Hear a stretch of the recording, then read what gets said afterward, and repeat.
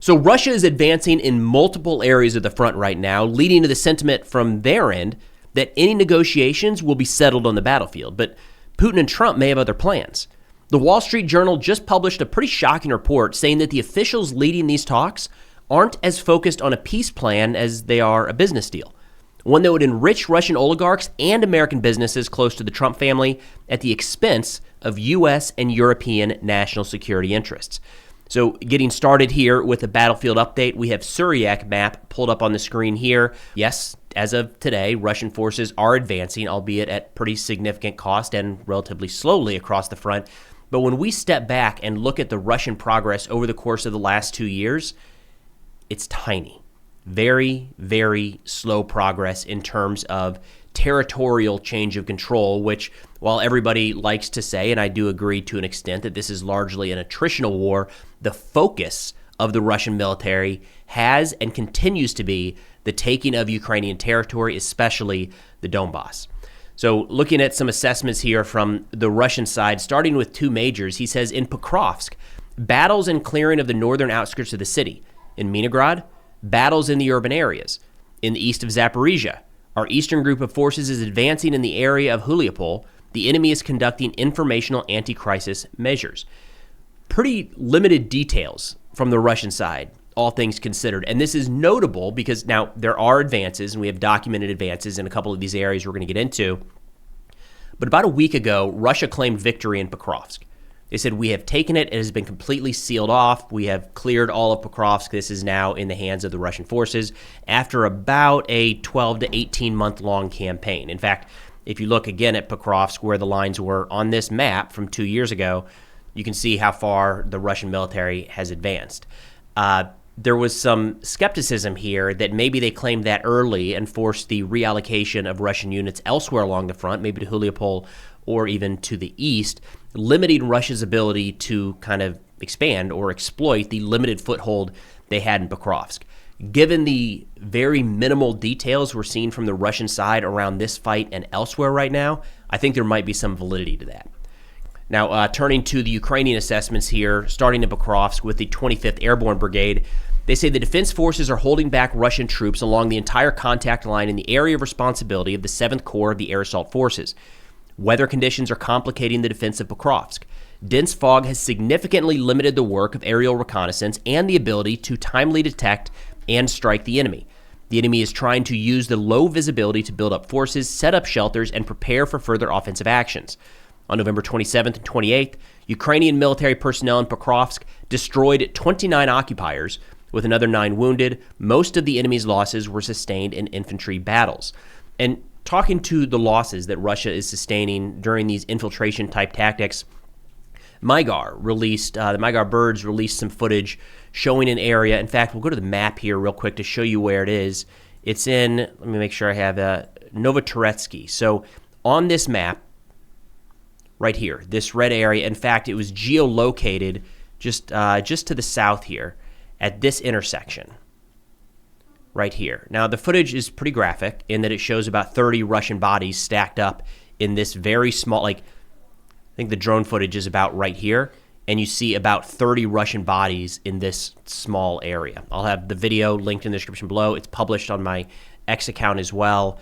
YouTube's not going to like a bunch of stacked up Russian bodies, but nonetheless, it shows the cost of Russia trying to just continually push forward. And in that clip, we see 2 Russian soldiers trying to move through this same area once again and being killed.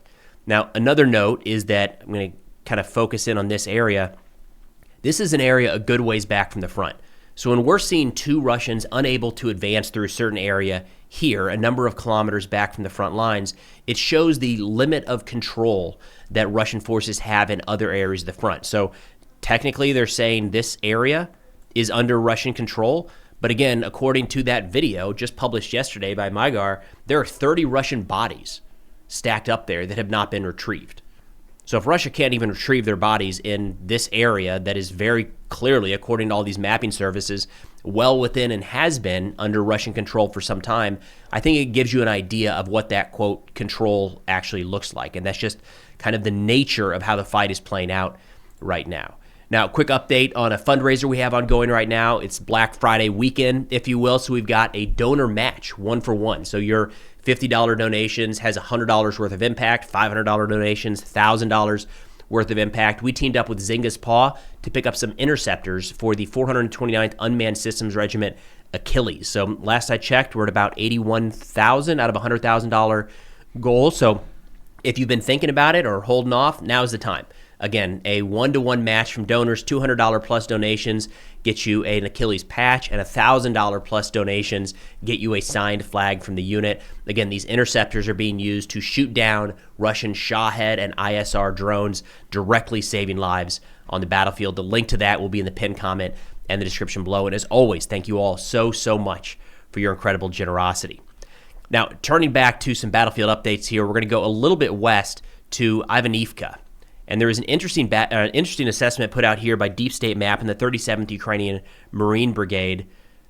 But as we move west, let me make sure I've got the right area here. So we are going to talk about Zaporizhia and the advance in Huliopol. But this area right here, Ivanivka, it looks like Ukraine has conducted a bit of a counterattack in recent days. Deep State Map released this footage where they say the 37th Marine Brigade cleared Ivanivka in the southern outskirts of the village. As a result of the search and strike actions, 53 Russians were destroyed and 19 taken prisoner. The captured enemy was taken and handed over to replenish the exchange fund. They were fed and given medical assistance. And a key note when looking at this video released by Deep State Map and the 37th Brigade is that we see a number of these Russian soldiers in civilian attire. Again, we've heard countless reports of this and seen drone footage of Russian soldiers seemingly wearing civilian clothes when they try to infiltrate through Ukrainian lines. Again, limiting the possibility, especially up in Kupiansk to the northeast, limiting the likelihood that they are identified and struck by Ukrainian drones. Now, I mentioned that there has been a pretty significant Russian push a bit further south here in Zaporizhia. This is an area getting a lot of attention right now, understandably so, resuming into Huliopol. Again, to give you an idea, we've got the pink line here showing the status of Russian progress since 2023. Quite a bit to the north, but along the Zaporizhia front, it largely has held. But over the course of the last couple weeks, we have seen pretty substantial Russian attacks in the Huliopol direction here. Again, turning to Deep State Map. They say currently with the involvement of additional resources, the defense forces are trying to establish an additional line of defense and stabilize the situation. The Russians, knowing and recognizing the problem, continuously send assaults on our positions and exert constant pressure, achieving certain successes. In particular, the enemy is massively recorded on the outskirts of the town. So a couple weeks ago, we saw a Russian advance here to the southeast that had long been stopped, starting to push into the outskirts, establishing a foothold, and this does seem to be getting more and more Russian pressure here just in the course of the last couple days. Now, stepping back a little bigger picture, Ukraine carried out some drone strikes in the Black Sea against the Russian Shadow Fleet a couple days. In fact, the CBC, I think, put it best when they, in an article, said, quote, "Sanctions haven't sidelined Russia's Shadow Fleet, so Ukraine has turned to drones." And we have some footage of those unmanned surface vessels striking here. The CBC says, quote, "Ukraine says it used sea drones to strike 2 oil tankers that are part of Russia's sanctioned Shadow Fleet and were a few dozen kilometers off the coast of Turkey. The Gambian-flagged ships Kairos and Virat sustained explosions Friday evening after crews told Turkish officials that the boats had been struck. Kairos, which was headed to the Russian port of Novorossiysk, no way I got that right, was partially engulfed in flames, and all 25 crew members were evacuated to safety. No casualties on either one of these strikes. The crew on board the Virat reported had been hit twice and sustained what appeared to be minor damage. Neither vessel was carrying a shipment of crude at the time. Both ships were sanctioned by the UK and the European Union. The Virat, which was built in 2018, was also sanctioned by Canada. They say despite multiple rounds of sanctions levied by Western governments against Russia's Shadow Fleet, the vessels continued to transport Russian crude, fueling Moscow's economy and its ability to fund its almost 4-year-old war in Ukraine. On Saturday, Ukraine said it had also hit the Evpisky oil refinery, and the Caspian Pipeline Consortium said one of its mooring plants was severely damaged. So again, like the CBC says, as the sanctions are not taking place or not having the desired effect, Ukraine has taken that to a degree into their own hands. Now, Ukraine issued a statement. Their SBU said that the SBU and the Ukrainian Navy conducted a joint operation. Modified Sea Baby naval drones targeted these tankers. At the moment of the strike, both of the vessels were headed to Russia for loading. Because of the critical damage, the tankers have been effectively taken out of service. Together, they could carry nearly $70 million worth of oil and were helping the Russian country, the Russian economy, to bypass international sanctions. Now, the Russian response to this was calling it a terrorist attack, saying in the Black Sea, a bold challenge to Russia was the attack by the unmanned surface vessels of Ukraine in international waters on our tankers. The importance of protecting Russia's interests in neutral waters from terrorists and pirates is becoming increasingly obvious. So Ukraine continues to go after the Russian oil industry, striking not just with drones in the sky, targets and refineries inside of Russia, but now kind of expanding that. It's been on the board for a while, but this is one of the more notable strikes as of late in the Black Sea against the Russian shadow fleet. Now, Russia continues their strikes as well. Over the course of the last couple days, they've carried out pretty significant drone and missile attacks into Ukraine. We have some of that footage here. President Zelensky said, quote, this was yesterday, or 2 days ago, this was the Friday attack. He said the Russians launched about 36 missiles and 600 drones against Ukraine. The main targets of the attack are energy infrastructure and civilian objects, with many damages and fires in residential buildings. As of now, dozens of people are reported injured and 3 killed.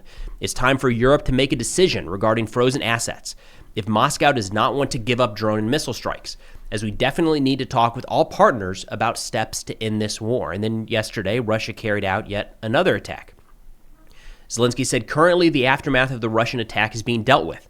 Russia attacked the city with drones. Many residential buildings were damaged. As of now, it is known that there are casualties, 19 injured, including children. 1 person was killed in this attack. During the night, there were 122 drone strikes and also ballistic missiles, along with 2 rockets. He said such strikes happen every day. Just this week, the Russians used almost 1,400 strike drones, 1,100 guided aerial bombs, and 66 missiles against our people. That is why every day we must strengthen Ukraine's resilience. Missiles and air defense systems are needed, and it is equally necessary to actively work with partners for peace. Real, reliable solutions are needed to help in the war. Now, when it comes to those reliable solutions, I don't know. Not been a lot of positive progress in recent days. There was, maybe some cautious optimism about a week ago when Trump came out and said we have to have this done in a very short period of time. Of course, that turned out to be this 28-point peace plan that was pretty ridiculous on its face. That turned into a 19-point peace plan that is now kind of faded. The last report I saw is that Steve Witkoff, the U.S. Special Envoy for peace negotiations, is set to meet with Russian President Vladimir Putin on December 4th or 5th. Now, when looking at those negotiations, the Wall Street Journal came out with an article that I'll have linked in the description below titled "Make Money, Not War," saying this is the inside scoop of what the Trump administration is actually trying to get at in this negotiation process.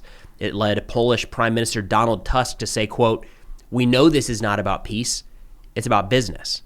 And in the article, they cite 3 officials here: Steve Witkoff, a real estate investor and Trump's peace envoy; Jared Kushner, Trump's son-in-law; and Kirill Dmitriev, the head of Russia's sovereign wealth fund, holding a meeting in Miami last month about how they could divvy up business deals in the aftermath of this war. They say, quote, "They were privately charting a path to bring Russia's $2 trillion economy in from the cold, with American businesses first in line to beat European competitors to the dividends. For the Kremlin, the Miami talks were the culmination of a strategy hashed before Trump's inauguration to bypass the traditional U.S. national security apparatus and convince the administration to view Russia not as a military threat, but as a land of bountiful opportunity. By dangling multi-billion-dollar rare earth and energy deals, Moscow could reshape the economic map of Europe while driving a wedge between America and its traditional allies." Now, a personal note here, I think there's a lot of business to be had in Europe. A lot. And it's I think, still our number one trading partner, the EU as a whole. What is being described here is setting those European economic opportunities aside for Russian business deals. I think, maybe in a perfect world, we can do both find some way to end this war. And I agree, there are possibilities. There is a real chance that economic incentives can de-incentivize war. And maybe there's something to be had there. But the idea that we would be setting aside Europe in favor of Russia is not good for the U.S. economy. It's not good for U.S. national security interests. It is good for Russia. They would love this, no doubt. They gave some examples of exactly what some of these deals would look like, saying earlier this year, ExxonMobil met with Russia's biggest state energy company, Rosneft, to discuss returning to the massive Sakhalin gas project if Moscow and Washington gave the green light. Gentry Beach, a college friend of Donald Trump Jr. and campaign donor to President Trump, has been in talks to acquire a stake in a Russian Arctic gas project if it's released from sanctions. Another Trump donor, Stephen Lynch, paid $600,000 this year to a lobbyist close to Trump Jr., helping him seek a Treasury Department license to buy the Nord Stream 2 pipeline from a Russian state-owned company.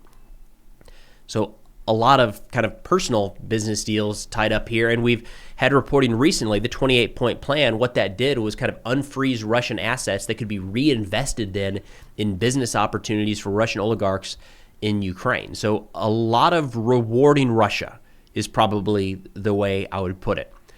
In the article, to kind of give you an idea of how economically focused this, quote, peace plan is, they have Steve Witkoff talking about, we had this intercepted phone call released last week, where Witkoff was talking to Ushakov, saying, we got to get Putin and Trump on the call before Zelensky arrives in the office. That was the conversation that we believed was heading to the provisioning of U.S. Tomahawk missiles to Ukraine to further strike Russian oil refineries and their energy infrastructure to try to drive Russia to the negotiating table.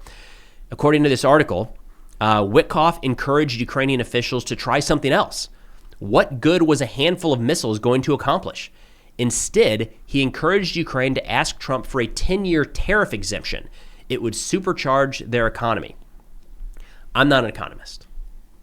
Never claimed to be, but there are economic benefits and economic levers that can be pulled to try to prevent or end wars. But the idea that right now, as Russia is continuing, just in the last 48 hours, launching over 1,000 drones and missiles into Ukraine, the idea that we would say, you guys don't need missiles, you need tariff exemption, is got to be a little bit insulting for the people on the receiving end of those missile strikes. Now, whichever direction this goes, a lot of Russian mill bloggers right now and war commentators are saying there's nothing to be had here. These negotiations aren't going anywhere. We are advancing on the front, and that's all that really matters. Two Majors says, quote, the speed with which the U.S. is forcing Ukraine to negotiate from a position unfavorable to Kyiv is due to the merits of the Russian army on the front line. The negotiation track for Russia is determined solely by the results of the Russian army on the front, achieved in heavy battles. However, he says the plan proposed by Trump for freezing and recognition of the current front line is extremely beneficial to Ukraine, but it is not beneficial for Zelensky, as the elections, according to the plan, in 100 days will undoubtedly deprive him of power and possibly freedom forever. On the other hand, and this is important, such a freeze will not ensure a long-term reliable peace for Russia and will undoubtedly create new military security challenges for our country in the near future, and it contradicts our country's constitution, which fully includes Kherson and Zaporizhia. So again, from the Russian side, there's no indication that they are actually planning on agreeing to any sort of peace deal. And here we have Two Majors echoing what has long been a stance of Russia, is we cannot freeze the lines as is because some of that territory that Ukraine still holds is rightfully ours because, of course, they held a vote and said that we are entitled to Ukrainian territory. So even the current deal that's on the table that I would argue is very pro-Russia, very favorable to Russian demands, and kind of crosses a lot of red lines from Ukraine, Europe, and even U.S. national security interests. The U.S. doesn't gain anything. We don't benefit at all by agreeing in a war that we are not fighting to cede territory that Russia has taken by force voluntarily. Like, there's nothing we gain from that. Russia gains a lot, but even as that deal sits today, there's plenty in Russia saying this isn't good enough. It's not going to do the trick. So is it business deals? Is it an actual 28-point plan? Again, I don't know that we're all that close to any meaningful agreement on the ground right now. But that's all we got for now. Again, for those interested and able for the 1-to-1 Black Friday match, our ongoing fundraiser through Zingist Paw for the Achilles Unmanned Systems Regiment, that link is in the description below. But thanks for watching, and we'll see y'all next time.